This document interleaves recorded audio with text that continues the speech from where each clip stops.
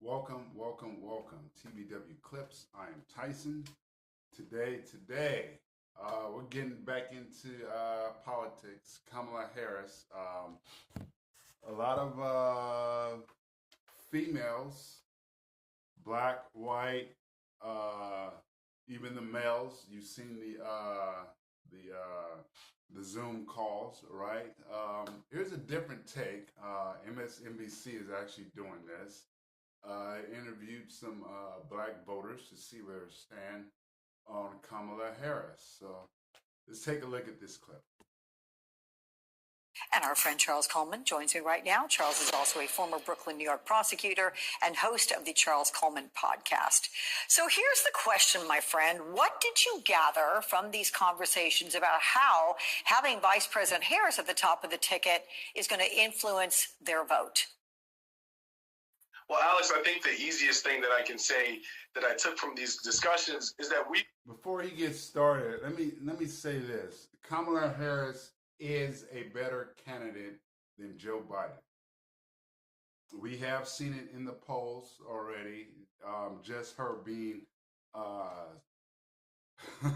competent, somewhat competent, as some might say, is still better than a Joe Biden who can't put a sentence together, who's mentally gone, right? She's at least mentally there, whether you agree with her politics, how she does her speeches. She's still a better candidate, even though it may be slightly, right? So let's keep it there. Let's just be honest. She is a better candidate.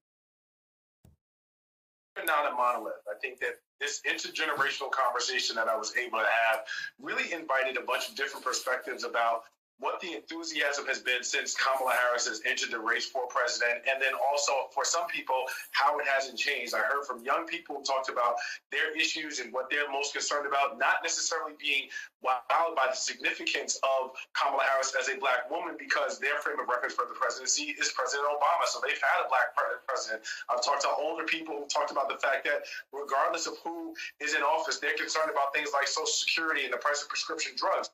So he's saying the identity politics may not work this time the way it did with Obama because he was the first black, right? Kamala's not going to be the first black. She's not even the first woman to be nominated, right? Hillary did that in 2016. So the first... That's not really resonating as it did before. That's what he's saying. People are more concerned about the issues rather than identity politics per se, right? Some are still hooked up. Let me say this. They're not hooked on the person being black or white. They would vote Democrat regardless. This is about Democrat and Republican. Using the person as being black can galvanize probably more voters who wouldn't have voted before. But the people who are loud are going to be loud regardless of who is going to be the nominee. One of the things that I learned was that there is a sense of pressure from some people to just get on the bandwagon regardless of what she's talking about because of the fact that she is a black woman. And I thought that was a very interesting dynamic. So let's listen to this side and where I get some information from one of the people I'm talking to. How much pressure, if any, do you feel to make the commitment and engage the conversation or the support for Kamala Harris from community before you've heard anything in terms of what her platform is? So he's talking about the pressure that other blacks will put on blacks to vote for Kamala because she is black. Now, Trump just did a interview. I'll probably go do a reaction on that later on this week. But he did an interview. And he says he didn't know that Kamala was black because she's always gone by her Indian heritage when asked, right? So if the people are saying vote for her just because she's black, if it gets proven that she's not black, will those voters still vote for her? Your whole basis on voting for her was because she's black and you want someone that looks like you to represent you in the Oval Office. Okay, now we find out she's not black. Does that do something to your mind? Are you still going to vote the same way? I think the people who say vote for her because she's black are people who are going to vote for her just because she's a Democrat, period. And they're using the black angle just to get other blacks who would not vote at all to get out there and vote because of her color. Here we go. Let's keep going. Rather significantly, being an HBCU alum and D9 member, we've already seen that push and that call for all of us to rally behind her. She already had my vote based on, and we had this conversation early in the year, the Biden administration actually campaigned on forgiving student loans, and they forgave my wives. That was a direct benefit for me. So they had my vote solidified on. And that makes sense. He voted based off of something good that Joe Biden has done for him and his family. Student forgiveness loans. Everybody didn't get their loans forgiven. I think he kind of did it. He was able to do certain ones because they were government workers. I think only government workers were able to get this benefit. And since he's in charge of the government, it's like a business, right? If I'm a private business, I can do for my employees. So the government employees are his employees. He's the leader of the government. So he was able to do it that way. I don't know if it's going to be reversed or if it's going back to the Supreme Court, if that's legal, but he was able to do it because of that. So it directly impacted him, and that's why he's voting for the Democrat, Kamala. So that makes sense, not voting for her just because she's black, but because she did something significant in his life. That makes sense. But I do feel like the symbolism of the moment does urge us a little bit more, even without hearing the platform, to be behind it. It's kind of double for me personally because it's kind of like you're almost a villain if you have a question, right?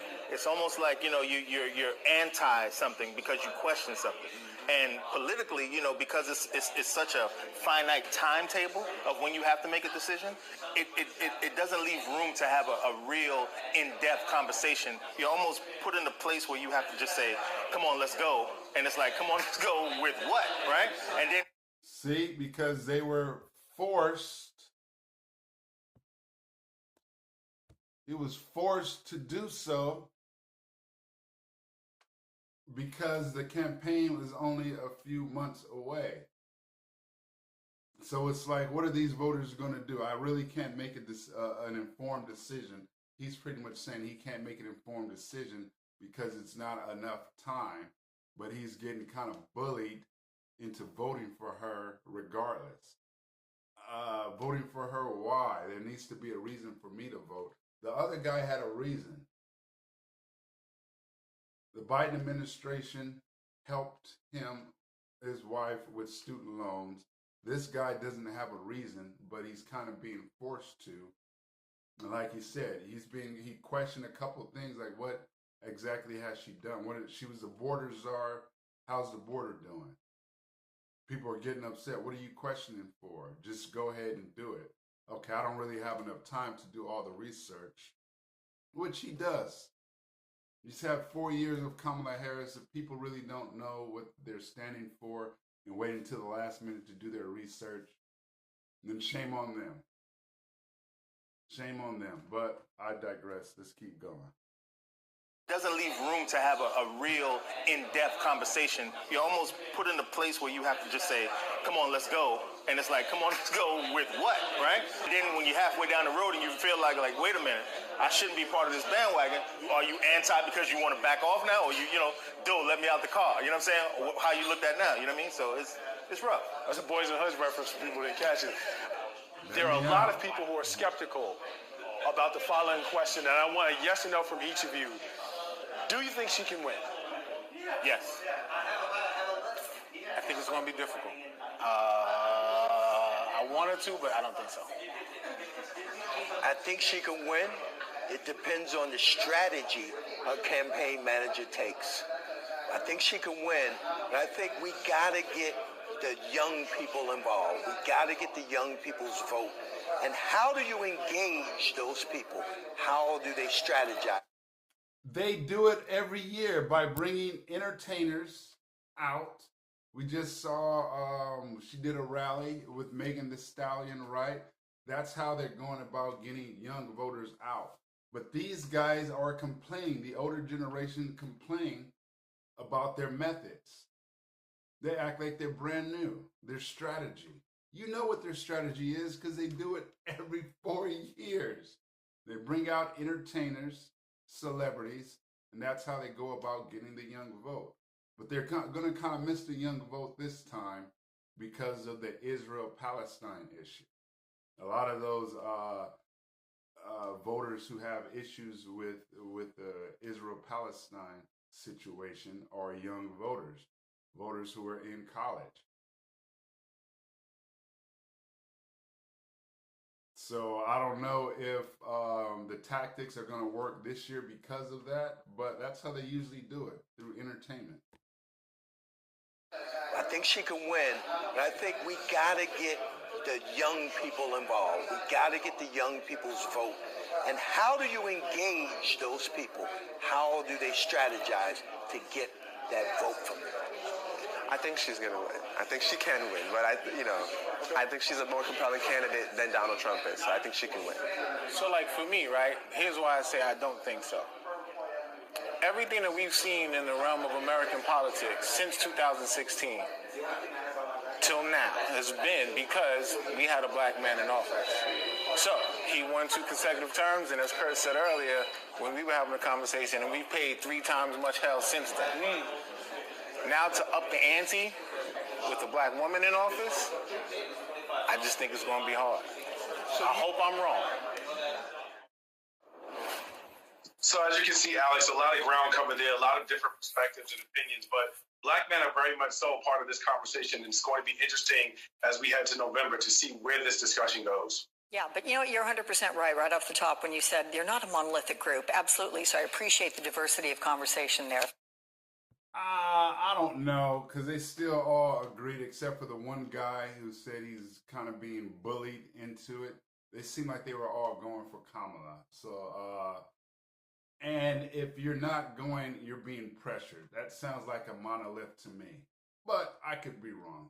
If you think I am, let me know down in the comments. I appreciate you guys, and thank you so much for watching. Have a great day.